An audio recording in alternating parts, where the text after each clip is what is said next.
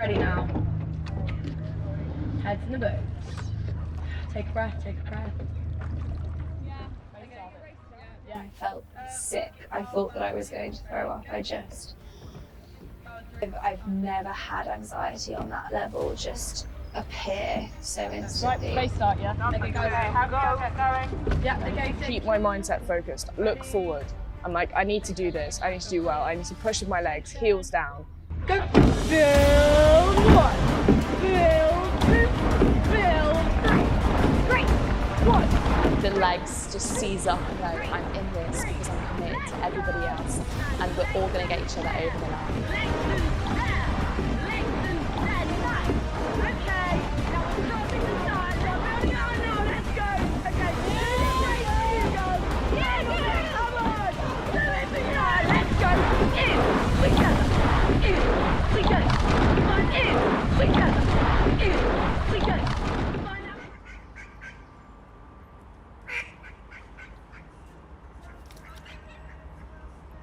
The best mornings are always kind of crisp, maybe a little bit cold and completely clear, and you get a boat out and there may be a little bit of mist on the river and everyone's a little bit chilly, still a little bit sleepy, but you get going and you go through the warm-up and maybe you're thinking about what you might do afterwards or the work that is due in a couple of days and you know exactly how you're going to plan that essay that's been really, really grinding your gears recently.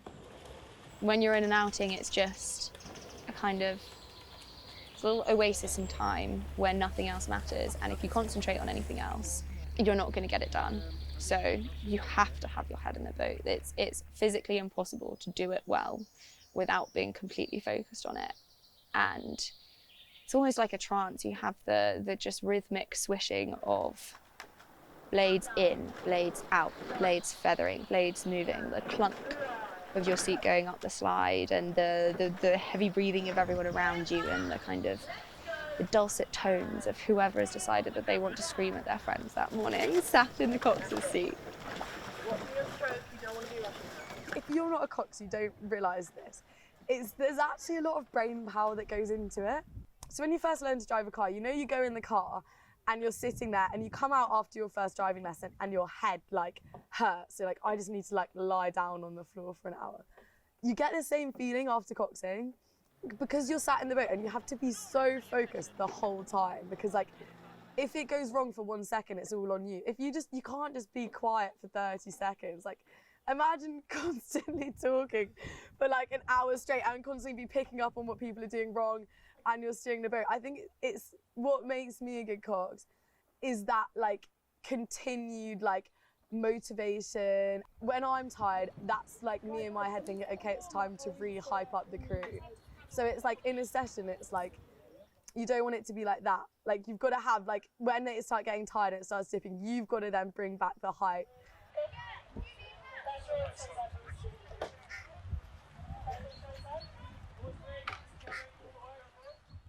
I haven't told anyone this, so I enjoyed first year, but I actually had a really tough start to second year. Like, I wasn't actually very happy. Like, all I wanted to do was go home a lot. Like, I found it really hard to stay.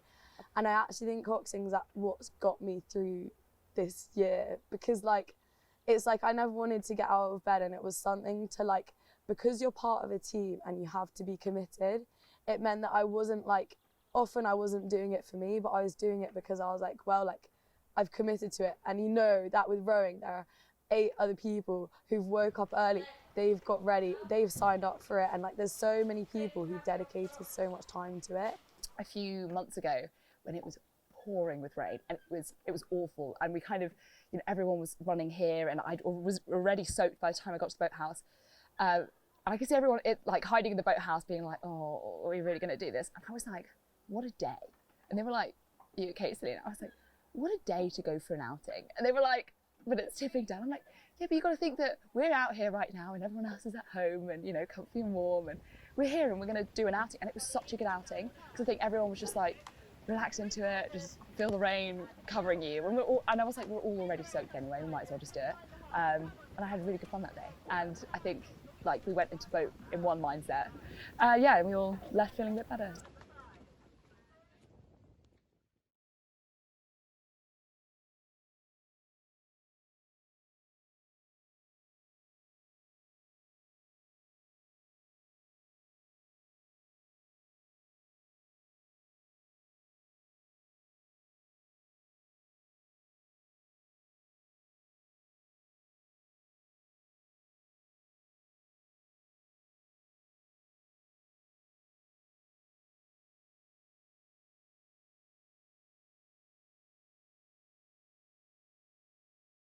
Either we fight now as a team, or we will die.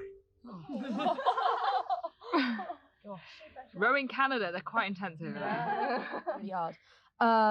Rate wise, aiming for definitely go through the start at 34.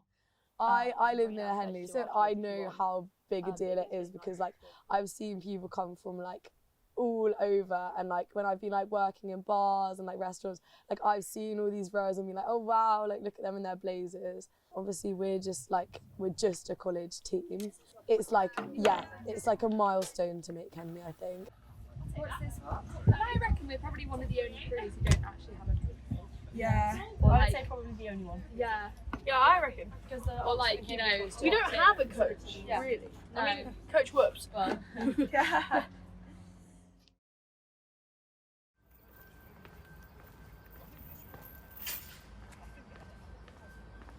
Good morning. Good morning. It's not even that early. I should say today, my legs are gone from yesterday. Juice. I love the colour of it. I know, isn't it great? So I knew that they had it in them, obviously, because they've done this really long race in London. They completed it, and that's with even less training, and that was in winter when it's freezing. So obviously we knew they could do it.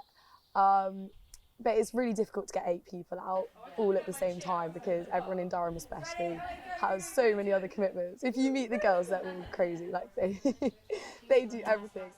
So I'm not going to be here on Friday, but if we want to do a post-race, pre-race, pasta bonding on Saturday. Of course, as much as you can be a good individual rower, like with an 8 especially, it's about getting the timing and being in sync with each other. Because it was basically a scratch crew. We never rowed as that crew before. It was my first proper regatta season, because first year was COVID, second year it was a lot like pared back. So I mean, had a first outing, it was a bit rocky, I can't lie. And Selena's at the front of the boat, and Selena's like this incredible rower, like, and just going to me like the pain in her face because it wasn't perfect. And so it was like, as much as I just wanted to be like, yeah, girls, you're doing great. She's there like, no, like they're not doing this, they're not doing that. So it's frustrating because you can't get that many sessions in at 8. But I think where we saw the big improvement, we'd organised a day of it, like we had 2 sessions on. And that's when like the girls, you could tell, they were all putting in their all the whole session. And like, it was after we had a break and we came back on the water. And you could tell like they'd now like synced up more, and then when we started rowing that time, that was good.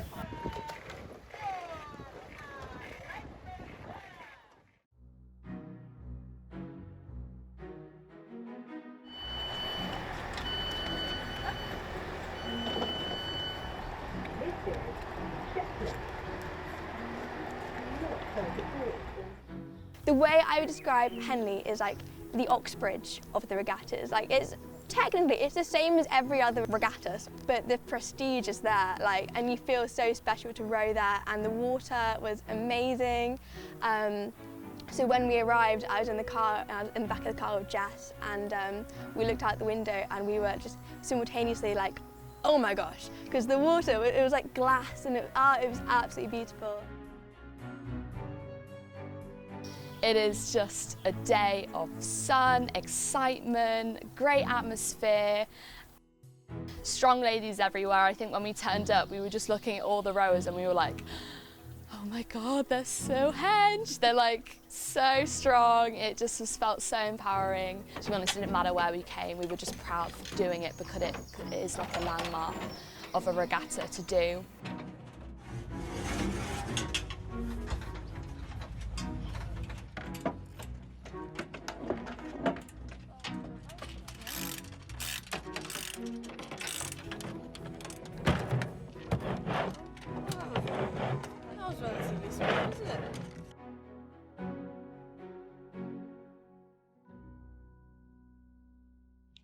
Shoulders, ready, go!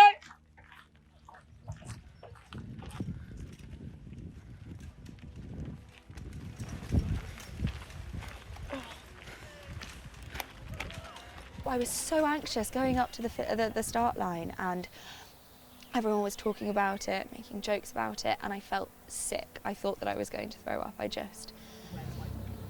I've never had anxiety on that level just appear so instantly. It was awful. I really didn't know if I was going to make it to the end, and I was just sat there panicking. Am I going to let people down? Am I going to be the weak link? You know, am I going to be the reason that we fall flat?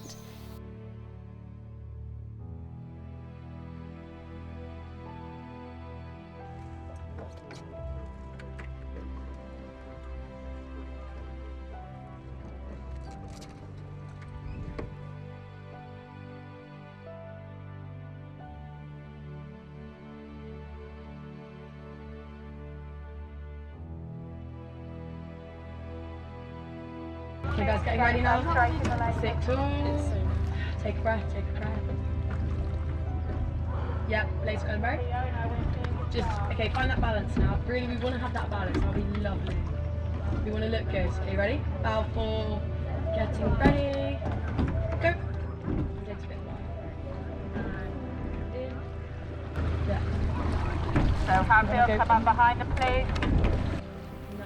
About just as the marshal said, Hatfield College Boat Club, please move up to the start line.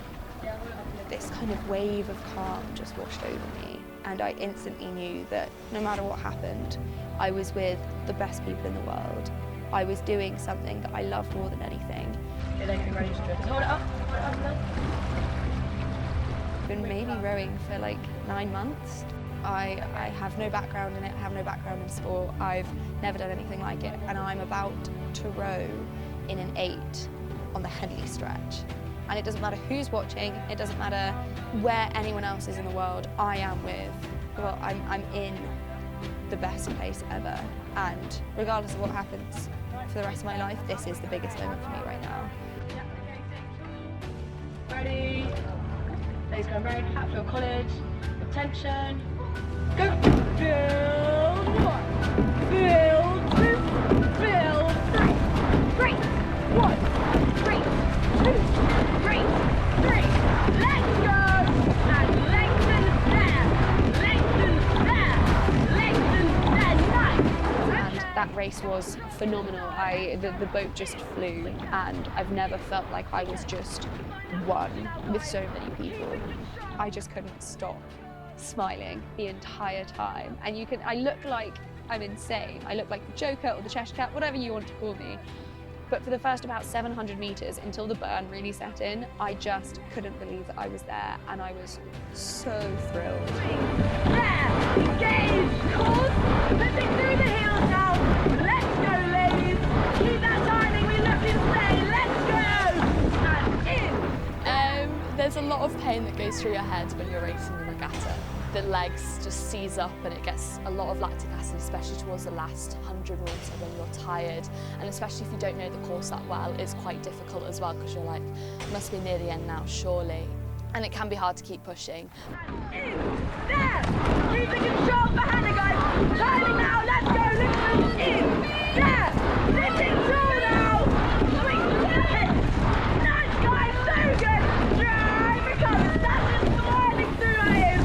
Let's go! Keep that smile! Keep it control! I'm quite privileged to see, and the reason why I love it is because I can look down the boat and I can see everyone. I'm like, no, I'm in this because I'm committed to everybody else, and we're all going to get each other over the line. So I just look ahead, eyes forwards, and I just power down off the foot plates. Drive there, let's go! Okay, pass water, making moves, come on team! Drive there! Okay, push through now guys, final bit. We're reaching the 3/4 mile. This is what it says, we're nearly at that boathouse we talked about, okay? We've got the perfect line, we've got the perfect motion in the ocean. Let's go! And do it for Hatfield, ladies! Come on! Okay, reaching now. Okay, so final bit, coming up. Okay, it's like 15 strokes now, or 10 strokes, and you just push it and push it and push it until you just can't feel anything anymore, to be honest. Everything hurts at the end. Start building now! Start building now! Let's go! Okay, do this race for you guys! Yeah, come on! Do it for you! Get us that time! Every second counts! Every second!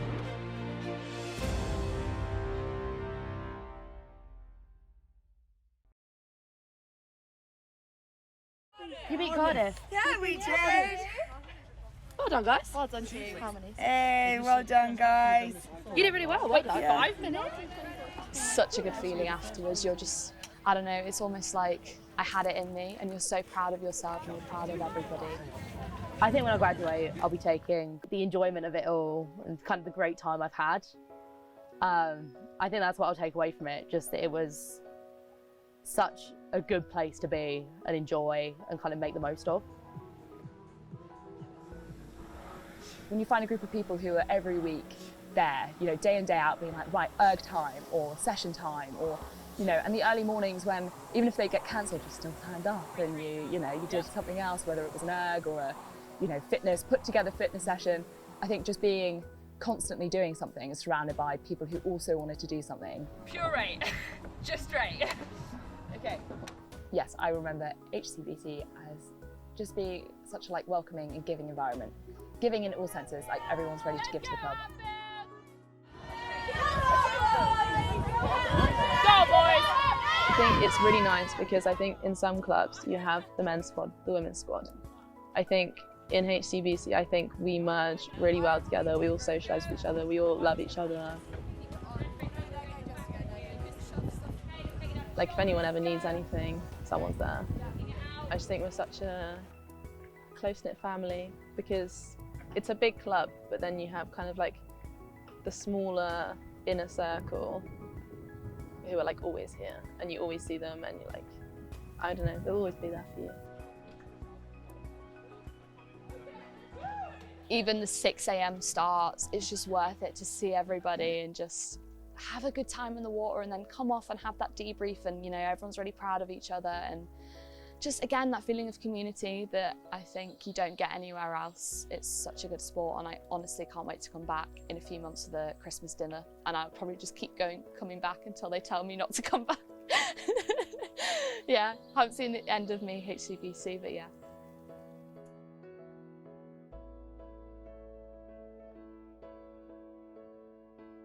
I think it's that knowledge that everyone is safe in, that, you know, regardless of what time you came from and where you're going, you will always be able to come back and just go, hi, I used to be here, and that instantly brings you straight back. And I know that that is a future I'm very excited for, whilst I will be devastated to leave. I will be absolutely devastated to leave. I can't think of a goodbye that will be worse than having to say goodbye to endless days in this boathouse, on this landing stage and on the water, but I also know that I will never truly leave. I don't think anyone ever does. Everyone that I have met who has been here before has come back, and I know that that is something that will be waiting for me, is that whenever I feel like I just need a little piece of home, I'll be able to come back here and I will be welcomed with open arms. Well, if Fresher Sasha could see me now, I don't think she would recognise me, but I think that she would be so proud, because this is who I always wanted to be. I never quite thought that I would get here. It's very hit or miss sometimes, but yeah, the people that I've met and the things that I've done have just brought out the best in me every step of the way, and I hope that I keep on this upwards trajectory, because I'm everything I've ever wanted to be.